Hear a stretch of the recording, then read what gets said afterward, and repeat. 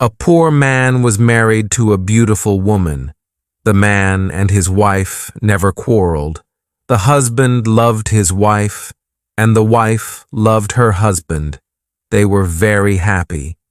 But this happy couple had a rich, handsome neighbor. He saw the poor man's beautiful wife, and he fell in love with her. "I want to marry her myself," he thought. Every day, when the woman's husband was working in the fields, the rich man went to the poor man's house. "You're a beautiful woman," he said to the poor man's wife, "but your clothes are old. Why doesn't your husband buy new pretty clothes for you?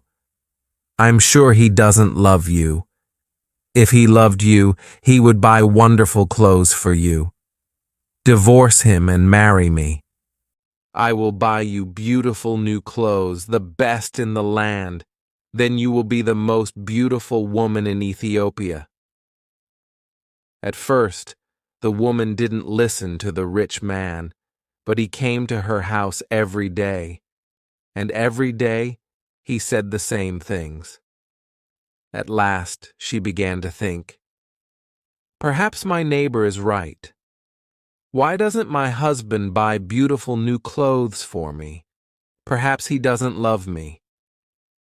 That night, she said to her husband, "Look at me, husband. My clothes are old and ugly. I want new ones. Buy me some new clothes." Her husband smiled at her. "You don't need new clothes," he said. "You are the most beautiful woman in the world to me." She was angry. "Don't you love me?" she said. "If you love me, buy me a new dress." Her husband loved his wife and wanted to please her.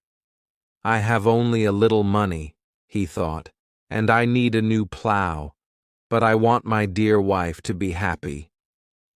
So, the next day he went to the market and bought a new dress for his wife. He took it home to her, and she put it on. "Thank you, my dear husband," she cried. "Now I know that you love me." When the rich man came to see her again, she was wearing her new dress.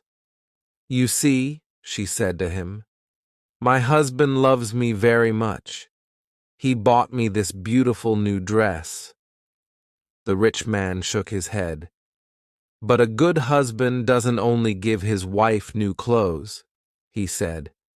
"He gives her gold. Where's your gold necklace? Where are your gold rings? Why doesn't your husband give you those?" He opened a box and showed her some beautiful gold jewelry. "Look at these," he said. "Divorce your husband and marry me, and I will give all these to you." The woman did not listen to him. "Go away," she said. "I love my husband, and he loves me, and we are happy together." But the rich man came again every day, and every day he showed her the box of jewelry. At last, she began to think, "Perhaps the rich man is right. Why doesn't my husband buy gold for me? Doesn't he love me?" That day, she didn't make a fire. She didn't cook a meal. Her husband came home late after a long day in the fields. He was tired and hungry. "There's no dinner for you tonight," his wife said. "You don't love me." "What?" her husband cried. "But my darling, I love you more than anything. You are the most wonderful person in the world." "Then why don't you buy me some gold jewelry?" she said. "When a man loves his wife, he gives her a gold necklace and rings for her fingers." Her husband looked worried. "I spent money on her new clothes," he thought. "How can I find more for gold? I'll go and see my brother. Perhaps he will lend me the money. I must buy gold for my dear wife. I want her to be happy." The next day, he went to visit his brother. "Lend me some money, brother," he said, "and I will work for you in your field." "All right," his brother said, "but you must work hard. There are many stones in my field, and you must move them all away." Her husband agreed and took the money. He went to the market and bought some gold jewelry.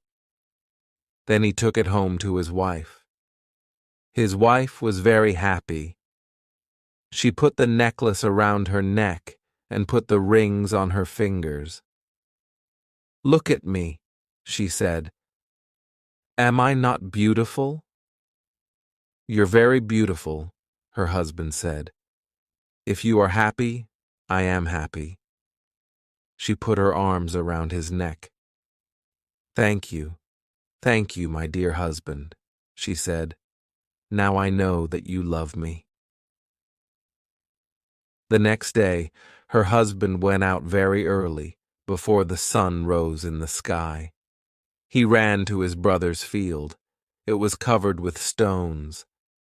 "I must work very hard now," he thought. "I must start early and stop late. I must pay my debt to my brother." His wife was working happily at home. "I'll make a wonderful dinner for my husband tonight," she thought. "He gives me wonderful presents. He works hard for me. I know that he loves me." "Hello?" a voice called out. "Are you there?" The woman went outside. Her rich neighbor was there. "Ah, it's you," the woman said. "Listen, neighbor, you were wrong about my husband. Yesterday he bought me this beautiful jewelry. He loves me very much, and I love him. I will not divorce him. I will not marry you." The rich man was worried. Her husband loves her too much, he thought. If I want her, I must be clever. At last he said, "Your husband gave you clothes and jewelry, but I can give you more than that." "What do you mean?" the woman cried. "Can your husband make miracles?" the rich man asked. "Miracles? No, of course he can't make miracles," the woman answered. "Only God can make miracles. Men cannot make them. But I can," the man said, "because I love you. Love can make miracles. If your husband loves you, he can make miracles for you. If you love me, I will make miracles for you." "Make a miracle for me now," the woman said. "I can't," the rich man answered. "You must promise to love me first. You must leave your husband and come to me. Then I will make wonderful, wonderful miracles for you." The woman said nothing, and the rich man went away. That night, the poor man came home late. He was very tired and hungry. His wife brought water for him, and he washed himself. She brought delicious food for him, and he ate it. "My poor husband," she thought. "He works so hard for me, and he is so tired and hungry. The rich man is foolish. How can my husband make miracles? It's impossible." But the next day, and the day after, and the day after that, the rich man came to her house again. "Did your husband make a miracle for you yesterday?" he asked the woman. "Leave him and love me, and I will make many, many miracles for you." Every day at last, the woman began to listen to him. One day, when her husband came home, she was sad. "Wife, dear wife, what is wrong with you?" cried her husband. "Are you sick?" "No," she said. "I'm sad because you do not love me." "What?" cried her husband. "But you know that I love you.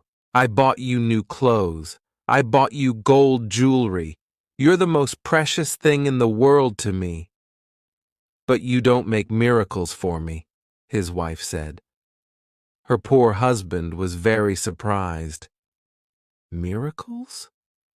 Of course, I can't make miracles, he said. Why do you want a miracle? Our neighbor came to see me today, the woman said. Love makes miracles, he said. If a man loves a woman, he will make miracles for her. Her husband was very worried. That wicked man wants to take my wife, he thought. All this trouble comes from him. When he first came here, she wanted new clothes. Then she wanted gold jewelry. And now she wants a miracle. What can I do? If I don't make a miracle, perhaps my wife will leave me and marry him. The next day he went slowly to work in his brother's field. I must pray, he thought. Only God can help me now. He looked up to heaven. O Lord God, he prayed, please help me to make a miracle. I love my wife and I want to keep her. Don't let this rich man take her from me. He worked all morning, moving stones from his brother's field. In the middle of the day, he sat down under a tree to rest. A man was sitting there already. Who are you? The poor man asked. I am a wizard, answered the man, and I have a gift for you. Look, here are 2 sticks. Sticks?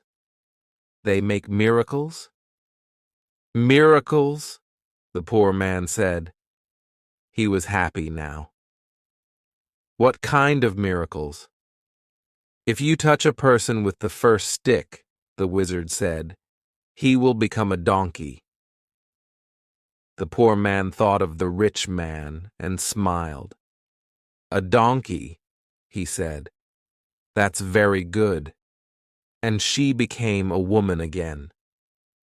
That's wonderful, she said. It's a real miracle. How did you do it? I prayed to God, her husband said, and he helped me. And now, wife, I am going to punish my enemy. Your enemy? Said his wife. Who is that? You know my enemy, her husband said, looking at her. He wasn't smiling now. It's the rich man, our neighbor. He comes to our house when I'm working in the fields. He gives you bad ideas.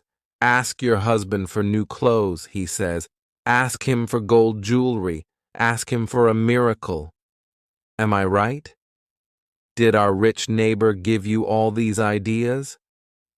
His wife said nothing. And did you listen to him? Her husband went on. She didn't look at him. She was ashamed. I'm sorry, she said. It's true. He said all those things. He wanted me to divorce you and marry him, and I listened to him.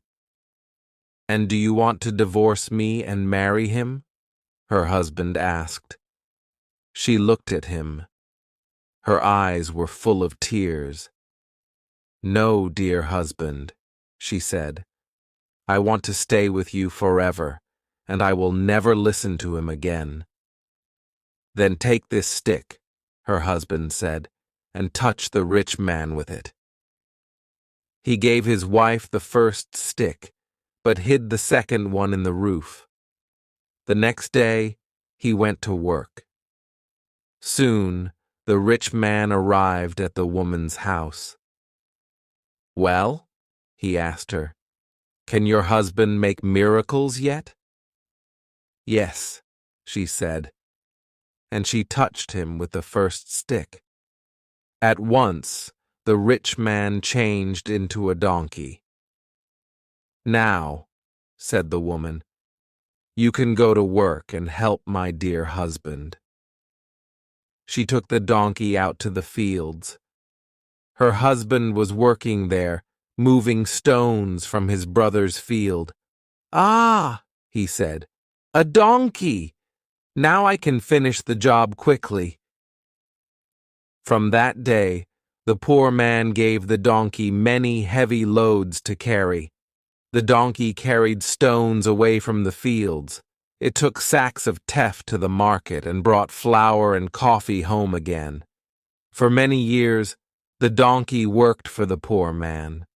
The poor man was not so poor now.